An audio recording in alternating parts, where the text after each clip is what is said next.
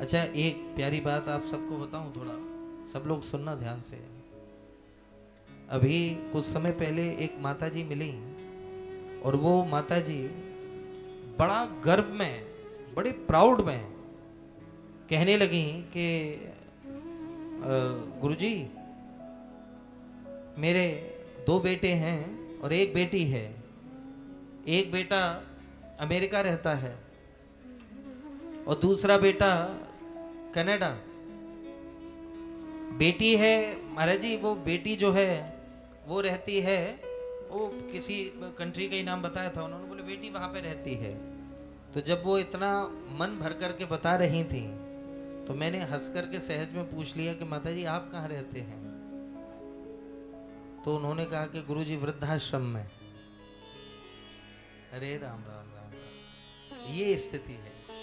और ये स्थिति आजकल बहुत ज्यादा बढ़ती जा रही है भैया, सच्ची बहुत ज्यादा बढ़ती जा रही है स्थिति। जहां देखो वहां जगह जगह मेरे प्यारे वृद्धाश्रम खुलते जा रहे हैं। जहां देखो वहां पर माता पिता का तिरस्कार हो रहा है। अगर जितने ये सब प्राय नौजवान बैठे हुए हैं, अगर बात आपको अच्छी लगे तो ये जरूर अपनाना जीवन में। कुछ भी करना, बुरे से बुरा अगर कर्म भी बन जाए तो वो भी परमात्मा एक बार को क्षमा कर देंगे।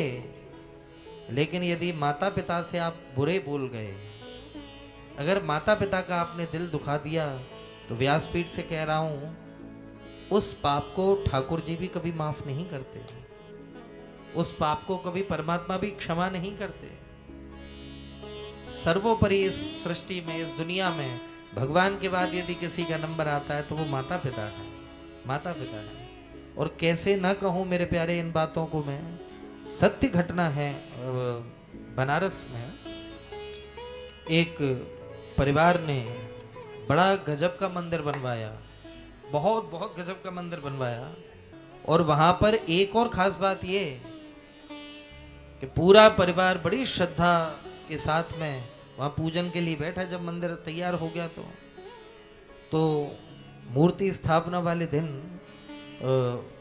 जैसी संकल्प होने को हुआ तो ब्राह्मणों ने कहा कि भैया ये मंदिर किस वजह से आपने बनवाया है, मंदिर किस वजह से आपने बनवाया है? तो उन बच्चों ने बड़े गदगद होकर के कहा कि अपने माता पिता के कर्ज से मुक्त होने के लिए। हम जीते जी तो उनके लिए कुछ नहीं कर पाए, अब वो चले गए तो अब ठाकुर जी ने कुछ पैसा दिया है तो उनके निमित्त हम मंदिर बनवा करके उनके कर्ज से मुक्त होना चाहते हैं, क्योंकि उनका बड़ा आशीर्वाद रहा है। और आप लोग, मैं सत्य कह रहा हूं, अचंबा मानोगे, जैसे ही संकल्प छोड़ा उसी क्षण वो पूरा मंदिर धंस गया और ऐसे टेढ़ा हो गया। मूर्ति स्थापना नहीं हुई इसमें, वो मंदिर धंस गया और ऐसे टेढ़ा हो गया। तो वो घबरा गए कि हे भगवान ये क्या हुआ। लड़के घबरा गए, इतनी मजबूती से मंदिर बना। तब वहां पर संतों ने कहा कि बच्चे तुमने संकल्प बहुत गलत लिया है। क्या मतलब? माता पिता के लिए ही तो ये सब किया है हमने। बोले संकल्प में तुमने क्या बोला? माता पिता के कर्ज से मुक्त होने के लिए। बोले तुम्हारी तो क्या औकात है।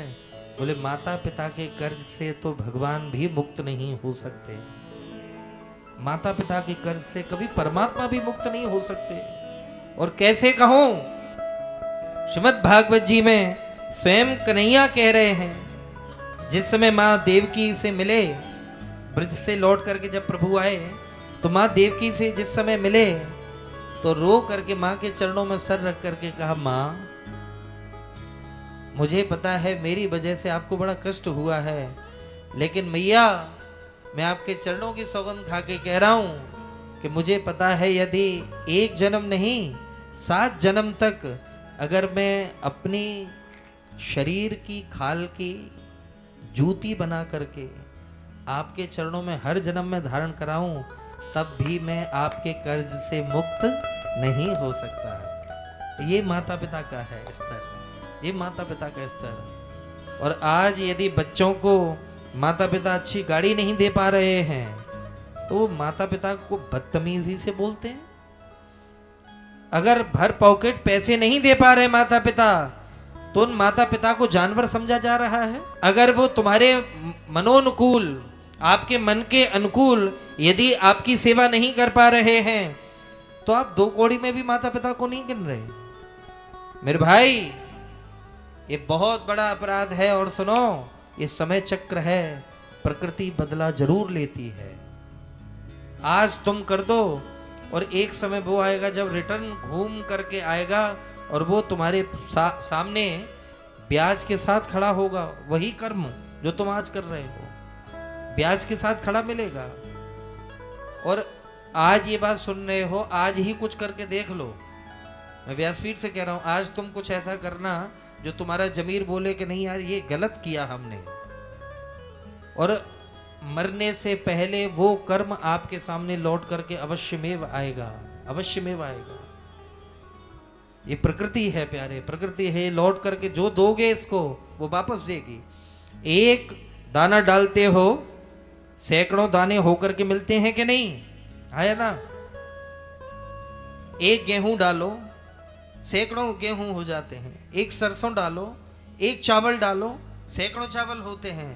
तो प्यारे, जब एक पाप डालोगे प्रकृति में तो सैकड़ों गुना होकर के नहीं मिलेगा तो क्या मिलेगा फिर? इसलिए महापुरुष कहते हैं, भैया पुण्य न कर पाओ, अच्छा कर्म न कर पाओ तो एक बार को चलेगा, लेकिन प्यारे कुकर्म मत करना, क्योंकि उस कुकर्म की भरपाई करने का जब नंबर आता है तो महाराज बड़े बड़ों के पसीने निकल जाते हैं। हाँ हाँ हाँ, बड़े बड़ों के पसीने। इसलिए विनती है, ये जीवन अगर आपको लग रहा है कि नहीं मिला है, मैं कभी भी व्यासपीठ से, सुन लो पीछे वालों भी आगे वालों भी, सब लोग, आज तक कभी ऐसा नहीं हुआ दाऊ भैया कि मैंने व्यासपीठ से कभी ये कहा हो कि पैसा मत कमाओ।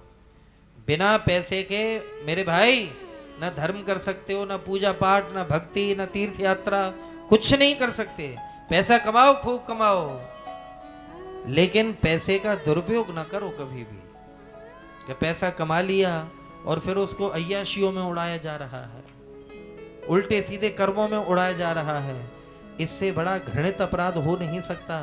और लक्ष्मी मैया जिस समय रूठती है वो फिर ऐसी रूठती है प्यारे कि कई लोगों की तो पीढ़ियां गुजर जाती हैं पलट करके, फिर लक्ष्मी मुंह नहीं देखती उनका। इसलिए यदि श्री कृपा है, यदि ठाकुर जी की कृपा है तो उस कृपा को प्यारे सराहो। लक्ष्मी को कभी भी घरवाली मत मानो, लक्ष्मी को मैया मान करके चलोगे तो जिंदगी भर कृपा बनी रहेगी, जिंदगी भर कृपा बनी रहेगी। पिताश्री एक बहुत प्यारी बात कहते थे ताऊ भैया कि लक्ष्मी मैया कहते हैं तो फिर कोठे पर क्यों? अगर मैया कहते हो तो फिर ये कोठे पर क्यों?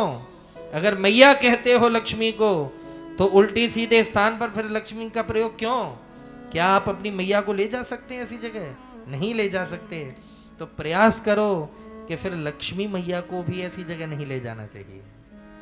ये इज्जत है, ये सम्मान है। इसलिए नारायण और लक्ष्मी का सदैव सदुपयोग करो प्यारे। अगर नारायण का नाम जप करोगे, नारायण की भक्ति करोगे तो दोनों हाथ खोल करके लक्ष्मी माता कृपा करेगी प्यारे। पति को पूछो नहीं और चाहो कि अरबपति हो जाए तो ये कहां से हो जाएगा? पहले पति को तो, उनकी तो वैल्यू कर लो थोड़ी। इसलिए नारायण की भक्ति, परमात्मा की भक्ति करो प्यारे, और बदले में लक्ष्मी माता जो कृपा करेंगी वो अद्भुत, अचूक और अनुपम कृपा होगी प्यारे, अनुपम कृपा होगी।